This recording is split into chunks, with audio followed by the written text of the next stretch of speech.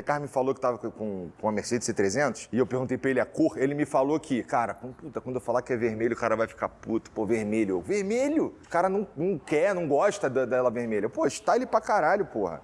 Tá maluco, pô? Qual que é o meu raciocínio? Mercedes não é carro de old money, um classe S. O cara chega num classe S que ele desce um coroa. Não, lobo de Wall Street, Isso, tá ligado? né? Patrão. Eu não sou old money.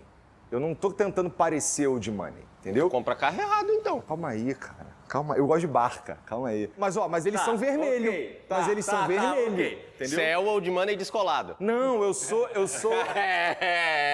Eu falei pra ele que era old money e outro ele falou, não é isso. Não, imagina. é isso. Eu tenho um Fusion, que era o carro do presidente do Brasil. Mary Kay. Certo? Aí depois ele pegou o presidente da Ford do Brasil.